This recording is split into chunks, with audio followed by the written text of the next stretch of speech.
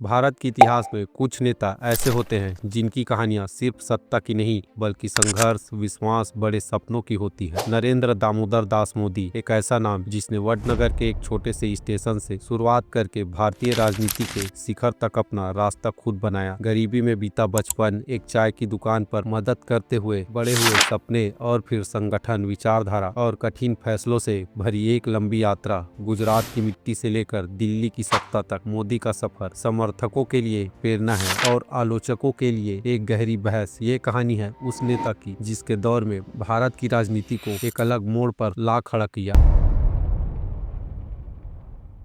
17 सितंबर 1950 गुजरात के छोटे से कस्बे वडनगर में एक साधारण सा परिवार में एक बच्चे का जन्म हुआ। दामोदर दास, मूलचंद मोदी और हीराबेन की 6 संतानों में ये तीसरा बेटा था। नरेंद्र को घर में सब उसे प्यार से ननिया कहकर पुकारते। साधारण सा घर, सीमित साधन, लेकिन वातावरण में संस्कार, अनुशासन और मेहनत की महक हमेशा रहती थी। बचपन से ही नरिया दूसरों से थोड़ा अलग था। शांत चेहरे के पीछे एक तेज अवलोकन शक्ति, जिद की हर काम पूरे मन से करना है। परिवार की आर्थिक स्थिति मजबूत नहीं थी, इसीलिए बचपन खेलते कूदते नहीं बीता बल्कि जिम्मेदारियों को समझते हुए बड़ा हुआ। वडनगर रेलवे स्टेशन पर उनके पिता की छोटी सी चाय की दुकान थी। सुबह की पहली रोशनी के साथ जब स्टेशन पर ट्रेन रुकती तो नरेंद्र अक्सर अपने पिता के साथ वहां पहुंच जाता। हाथ में चाय की गिलास लिए यात्रियों की भीड़ के बीच दौड़ते छोटे छोटे कदम और दुनिया को समझने की उनकी कोशिश। ये स्टेशन, ये दुकान और ये रोजमर्रा की मेहनत धीरे धीरे नरेंद्र के भीतर वो कठोरता, संवेदना और आत्मविश्वास भर रहा था जो आगे चलकर उनके व्यक्तित्व की सबसे बड़ी पहचान बनने वाला। वडनगर की इन पटरियों पर शुरुआत हुआ छोटा सा सफर उन्हें उस मुकाम तक ले जाएगा जिसकी कल्पना तब शायद किसी ने भी नहीं की थी। वडनगर के भागवतचार्य नारायणचार्य स्कूल में पढ़ने वाला साधारण सा बच्चा जो पढ़ाई में औसतन, लेकिन मंच पर तूफान, नाटक, वाद विवाद, एनसीसी, हर जगह उसकी उपस्थिति अलग दिखती। अभिनय का ऐसा जुनून की स्कूल के हर कार्यक्रम में वो पहली पसंद बन जाता था। साहस इतना कि एक बार शर्मिष्ठा तालाब से घड़ियाल का बच्चा उठा लाया और माँ की डांट पर वापस छोड़ाया। इसी घटनाओं के बीच उनके भीतर एक दुनिया आकार ले रहा था। साधु संतों का प्रभाव, तप और सेवा का आकर्षण जो धीरे धीरे उनके भीतर एक अलग रास्ते की नींव डाल रहा था जिसकी दिशा आगे चलकर पूरी तरह बदलने वाला था। 1998 दीपावली की सुनहरी सुबह वडनगर की तंग गलियों में एक 8 साल का बच्चा धीरे धीरे आगे बढ़ रहा था। साथ में थे गुजरात आरएसएस के प्रांत प्रचारक लक्ष्मण राव, इनामदार वकील साहब। उसी दिन नरेंद्र मोदी ने बाल स्वयंसेवक की शपथ ली और एक मासूम बच्चा अनुशासन, राष्ट्र सेवा की पहली सीढ़ी पर चढ़ गया। समय बीतता गया। किशोर उम्र तक पहुँचते पहुँचते मोदी आरएसएस के सबसे मेहनती कार्यकर्ताओं में गिने जाने लगे। शिविर का पूरा आयोजन, नेताओं की यात्रा, रिजर्वेशन, हर जिम्मेदारी वो बिना थके उठाते। ऐसा लगने लगा मानो संगठन जीवन नहीं उनकी पहचान बन चुका हो। लेकिन दिल में एक और पुकार थी, संन्यास की। स्कूल खत्म होते ही मोदी बिना किसी को बताए घर छोड़ गए। पश्चिम बंगाल के रामकृष्ण आश्रमों में साधु संतों के प्रवचन, हिमालय की निर्भरता में उन्होंने महीनों तक भटकर खुद को खोजने की कोशिश की। आखिरकार जीवन ने उन्हें वापस खींच लिया। हिमालय से लौटने के बाद नरेंद्र मोदी ने फिर से साधारण जिंदगी पकड़ ली। अहमदाबाद की गलियों में भाई के साथ चाय की छोटी सी दुकान, सुबह की हलचल, खौलती चाय की खुशबू और लोगों की रोजमर्रा की बातें। कोई नौकरी की चिंता बताता, कोई घर की कहानी, और मोदी शांति से सुनते रहते। इन्हीं छोटी छोटी बातों ने उन्हें सिखाया कि आम आदमी की जिंदगी किस तरह चलती है, उनकी तकलीफें क्या है और उनकी उम्मीद कैसी है। लेकिन लोगों से जुड़ने का ये हुनर अचानक नहीं आया। उसकी शुरुआत तो काफी पहले हो चुकी थी। 1965 के भारत पाक युद्ध के दौरान वडनगर स्टेशन पर गुजरते सैनिकों को चाय पिलाते थे। जवानों के थके हुए चेहरे, लेकिन आंखों में देश के लिए एक अलग चमक। मोदी उन्हें देखे और समझते कि देश के लिए कुछ करना सिर्फ बड़े पदों से नहीं होता, दिल से होता है। चाय की दुकान हो या स्टेशन का प्लेटफॉर्म, ये अनुभव धीरे धीरे उनके भीतर कुछ और बड़ा बनने की शुरुआत कर रहा था। 1968 में नरेंद्र मोदी की शादी जसोदाबेन से हुई थी, लेकिन ये रिश्ता सिर्फ 3 साल तक रहा। देश सेवा की जुनून, समाज के लिए काम करने की चाह ने व्यक्तिगत जिंदगी से आगे निकलने की राह दिखाई। वो शादी के बंधन को जीवन की मंजिल नहीं मान सके और उनके सफर ने दूसरी दिशा पकड़ी। 1975 की इमरजेंसी ने पूरे देश को जैसे एक सन्नाटे में बदल दिया। अखबार, सेंसर, डर के नीचे थे। नेताओं को आधी रात उठाकर जेल भेजा जा रहा था। सड़कें खामोशी से भरी थी। इसी समय नरेंद्र मोदी भूमिगत होकर गुप्त नेटवर्क के साथ सक्रिय रहे थे। वे लगातार अपना रूप बदलते, कभी सरदार की तरह, कभी साधारण कर्मचारी की तरह, ताकि पुलिस की पकड़ से बच सके। उनका काम सिर्फ संदेश पहुंचाना नहीं था। कई बार उन्हें गिरफ्तार नेताओं के परिवार तक मदद पहुंचानी पड़ती थी। कई बार छिपे हुए कार्यकर्ताओं को नई जगह शिफ्ट करना पड़ता था। वो पूरी रात साइकिल या बसों में सफर करते, नकली नामों से लाज में ठहरते और अगली सुबह किसी दूसरी शहर के लिए निकल जाते। 1978 में नरेंद्र मोदी को आरएसएस में विभाग प्रचारक बनाया गया। इसके बाद वो संभाग प्रचारक बने,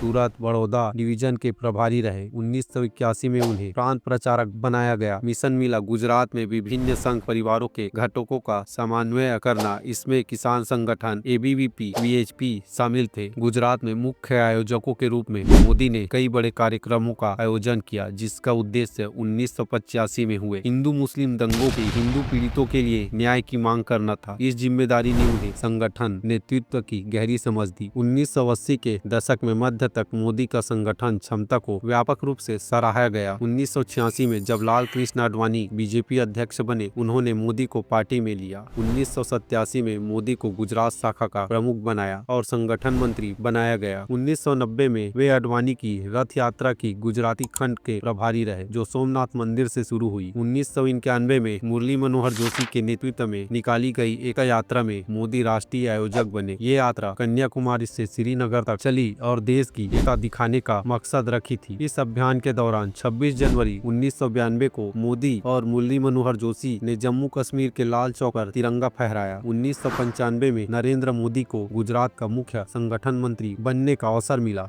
2001 में नरेंद्र मोदी को अचानक गुजरात का मुख्यमंत्री बनाया गया। उन्हें तत्कालीन मुख्यमंत्री केशुभाई पटेल की जगह राष्ट्रीय नेतृत्व ने नियुक्त किया। पटेल प्रशासन पर भुज भूकंप के दौरान खराब प्रबंधन और बिगड़ती छवि के कारण आलोचना हो रही थी। मोदी को राज्य को स्थिर करने और प्रशासनिक सुधार लागू करने की जिम्मेदारी मिली थी। 2002 में गुजरात दंगों के दौरान उन पर कार्रवाई में देरी के आरोप लगे, लेकिन बाद में कोर्ट ने उन्हें दोषी नहीं पाया और क्लीन चिट दी। उनके नेतृत्व में गुजरात ने कई बड़े बदलाव देखे। भुज भूकंप का पुनर्निर्माण तेज किया गया, सड़कों, औद्योगिक क्षेत्रों का विकास हुआ, सौर और पवन ऊर्जा को बढ़ावा मिला, कृषि में सिंचाई और किसान कल्याण योजनाएं लागू हुई, शहरी विकास, शिक्षा, स्वास्थ्य, महिला सशक्तिकरण और एसईजे परियोजनाओं पर ध्यान दिया गया। प्रशासनिक सुधार और आपदा प्रबंधन को मजबूत किया गया। इन कदमों में गुजरात की तेजी से विकसित और मॉडर्न राज्य बनने में मदद की। 2014 में नरेंद्र मोदी ने भारतीय जनता पार्टी का नेतृत्व करते हुए आम चुनाव में शानदार जीत हासिल की और 26 मई को भारत के 14वें प्रधानमंत्री बने। उन्होंने digital India, make in India, स्वच्छ भारत और जनधन जैसी बड़ी योजनाओं की शुरुआत की। नोटबंदी का ऐतिहासिक निर्णय लिया गया, जिससे नकदी लेन देन और वितरण प्रणाली में 2019 में मोदी ने दूसरी बार प्रधानमंत्री पद की शपथ ली। इस बार उन्होंने रोजगार, बुनियादी ढांचे, सौर्य और नवीनीकरण, ऊर्जा, स्वास्थ्य और शिक्षा के क्षेत्र में कई सुधार लागू किए। नागरिकों के लिए कई कल्याण योजनाएं तेज की। 2024 में तीसरी बार प्रधानमंत्री बनने के बाद उन्होंने देश की डिजिटल आर्थिक प्रगति, महिला सशक्तिकरण, किसानों के लिए नई योजनाओं, स्वास्थ्य और शिक्षा सुधार, राष्ट्रीय परियोजनाओं को आगे बढ़ाया। उनके नेतृत्व में सरकार ने अर्थव्यवस्था, योग और सामाजिक कल्याण के क्षेत्र में कई बड़े कदम उठाए, जिससे देश को नई दिशा और गति मिली। वडनगर के छोटे से स्टेशन से लेकर दिल्ली की सतह तक नरेंद्र मोदी का सफर संघर्ष, साहस और दृढ़ संकल्प का प्रतीक है। ये कहानी है उस नेता की जिसने भारत की राजनीति को एक नया मोड़ दिया और लाखों लोगों को प्रेरित किया।